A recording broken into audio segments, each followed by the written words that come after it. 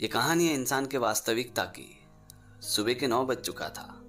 मोहन नाम का एक लड़का बस स्टॉप पे खड़े खड़े मन ही मन बहुत ही खुश हो रहा था, क्योंकि वो आज अपने पिताजी के साथ शॉपिंग के लिए जा रहा था। जब बस आई तो बहुत सारे लोग उस बस में खचाखच भर गए। कोई नौकरी के लिए जा रहा था, कोई ऑफिस के लिए जा रहा था, कोई कॉलेज के लिए जा रहा था। और अगले बस स्टॉप में जब मोहन और उसके पिताजी उतरे तो मोहन के पिताजी ने नोटिस किया कि मोहन बहुत ही परेशान था, टेंशन था, जैसे उनके मन में कोई सवाल चल रहा हो। फिर वो दोनों एक चाय की दुकान पे गए और चाय पीते पीते मोहन के पिताजी ने मोहन से पूछा कि क्या बात है, इतने टेंशन में क्यों हो, कोई परेशानी है तो मुझे भी बताओ। तभी मोहन ने अपने पिताजी से कहा कि पिताजी, आपने देखा बस में जब ब्रेक लगी तो एक आदमी 2 आदमी के साथ टकरा गया। उस आदमी ने दोनों को सॉरी कहा। एक ने मुस्कुराते हुए कहा कि कोई बात नहीं, पर दूसरे ने उसे बहुत ही गाली दिया, उसके साथ बहुत ही बदतमीजी किया। मुझे ये समझ में नहीं आ रहा कि आखिर उसने दोनों को सॉरी बोला, पर दोनों का रिएक्शन अलग अलग क्यों था। ये बात सुनते मोहन के पापा ने मुस्कुराते हुए कहा कि अगर कोई आदमी मेरे चाय के कप के साथ टकरा जाए तो क्या छलकेगा।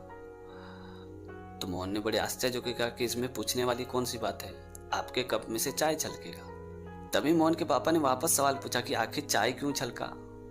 तो मोहन ने कहा कि क्योंकि उस आदमी ने आपको धक्का मारा था। ये बात सुनते मोहन के पापा ने मुस्कुराते हुए कहा कि आपके कप में चाय थी इसलिए चाय छलका। अगर आपके कप में चाय नहीं होती, उसके जगह दूध होती, पानी होती, तो स्वाभाविक रूप से दूध या पानी छलकता। तो कहने का मतलब यह है कि आपके कप में जो है वही छलकेगा। ठीक उसी तरह जब हमारी जिंदगी में हमें धक्के लगते हैं लोगों के व्यवहार से, तो उस वक्त हमारी वास्तविकता ही छलकती है। आपका सच तब तक आपके सामने नहीं आता है जब तक आपको धक्का नहीं लगता है। तो देखने की बात यह है कि जब आपको धक्का लगता है तो उस वक्त आपसे क्या छलकता है, धैर्य, मौन, मानवता, स्वाभिमान, या फिर गरिमा, क्रोध, कड़वाहट, पागलपन, ईर्ष्या, दोष या घृणा। यानी आपके अंदर जो है धक्का लगने पे वही छलकेगा। अपने पापा की बात सुन के मोहन के मन में जो डाउट था वो पूरी तरह से क्लियर हो गया। वो बहुत ही खुश हो गया। फिर वो खुशी खुशी शॉपिंग करके अपने घर पे वापस चला गया। ये कहानी खुशी की। एक ग्राहक फल वाले से पूछता है कि केला और सेव क्या भाव दिए। तभी उस फल वाले ने कहा कि केला 30 रुपया दर्जन है और सेव 100 रुपया किलो। फल वाले की ये वर्ड खत्म होते हुए एक बूढ़ी सी औरत आती है और फल वाले से पूछती है कि बेटा केला और सेव क्या भाव दिए।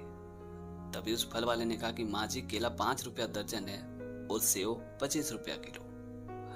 तभी उस बूढ़ी माँ ने फल वाले से कहा कि एक काम करो, 1 दर्जन केला और 1 किलो सेव मुझे जल्दी जल्दी पैक कर दो। ये बात सुनते उस फल वाले ने उस बूढ़ी माँ के लिए 1 दर्जन केला और 1 किलो सेव पैक कर दिया।